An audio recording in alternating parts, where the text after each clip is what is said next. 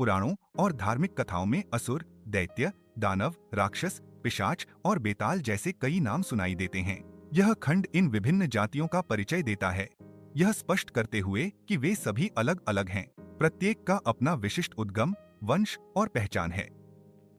असुर, दैत्य, दानव, राक्षस, पिशाच और बेताल सभी अलग अलग हैं। यह खंड इन विभिन्न जातियों का परिचय देता है।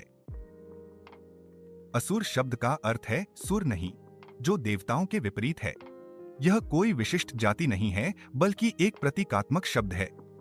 इसमें दैत्य, दानव, राक्षस, पिशाच और बेताल जैसे विभिन्न प्रकार के प्राणी शामिल हैं। यह शब्द बुराई, अंधकार और अराजकता का प्रतिनिधित्व करता है।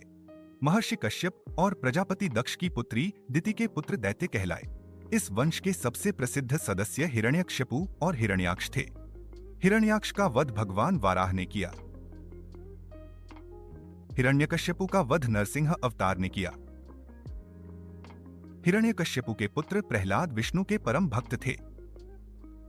प्रहलाद से विरोचन का वंश चला। विरोचन के बाद दैत्यराज बलि हुए। बलि के बाद बाणासुर इस वंश में हुए। भगवान वामन ने बलि को पाताल का स्वामी बना दिया।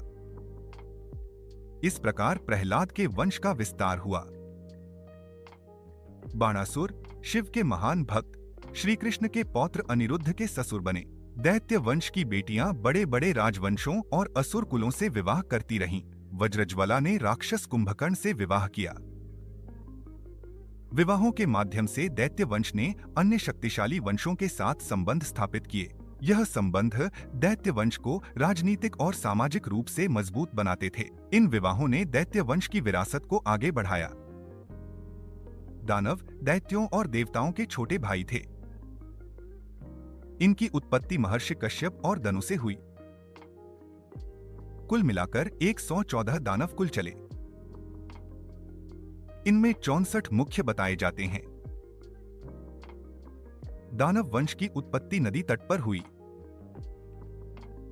दानव कुल की संख्या और विविधता प्राचीन कथाओं में महत्वपूर्ण है। मय दानव दानवों में सबसे प्रसिद्ध असुरों के कुशल शिल्पी थे। मय दानव असुरों के शिल्पी थे। मय दानव की पुत्री मंदोदरी लंका के राजा रावण की रानी बनी। मंदोदरी लंका के राजा रावण की रानी बनी। कालिके दानव इसी वंश के थे, जिनके भय से देवता भी थर थर कांपते थे। वृषपर्वा दानव की पुत्री शर्मिष्ठा ने मानव ययाति से विवाह किया। शर्मिष्ठा और ययाति के विवाह से भारत के कई राजवंशों की नींव रखी गई।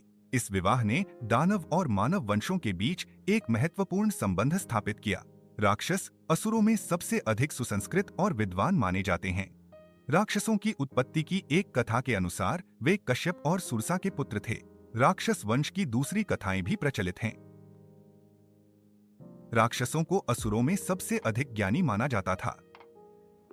राक्षसों की उत्पत्ति की कहानियां उनकी संस्कृति और इतिहास को दर्शाती हैं। राक्षस वंश की उत्पत्ति के विषय में कई मत प्रचलित हैं। ब्रह्मा के क्रोध से हेती और प्रहेती का जन्म हुआ, जिससे राक्षस वंश की शुरुआत हुई। इस वंश में सुमाली का जन्म हुआ, जो राक्षस वंश के विस्तार में एक महत्वपूर्ण व्यक्ति थे। सुमाली की पुत्री कैकेसी ने महर्षि विश्रवा से विवाह किया, जिससे वंश का विस्तार हुआ। कैकेसी और विश्रवा के विवाह ने राक्षस वंश के इतिहास में एक महत्वपूर्ण अध्याय जोड़ा। रावण, कुंभकर्ण और विभीषण ये तीनों कैकेसी के पुत्र थे। रावण ने लंका पर शासन किया, अपनी शक्ति और पराक्रम का प्रदर्शन किया। कुंभकर्ण अपनी अद्वितीय शक्ति के लिए जाने जाते थे, जिससे देवता भी भयभीत थे। विभीषण ने धर्म का साथ दिया और श्री राम के पक्ष में खड़े रहे। रावण की शक्ति, कुंभकर्ण का पराक्रम और विभीषण का धर्मनिष्ठा तीनों ही अद्वितीय थे। इन तीनों भाइयों ने लंका के इतिहास में महत्वपूर्ण भूमिका निभाई। पिशाच कश्यप और दक्षपुत्री क्रोधवर्षा के पुत्र माने जाते हैं। ये मांसभक्षी और रक्तपाई कहे गए हैं, जो उनकी प्रकृति को दर्शाते हैं। पिशाचों में सबसे शक्तिशाली बेताल शिवभक्त और काल भैरव के सेवक माने जाते थे। इन जातियों में आपसी विवाह हुए, जिससे असुरों और मानवों का वंश परस्पर जुड़ गया। इस प्रकार पिशाच, बेताल, असुर और मानव वंश एक दूसरे से संबंधित हो गए।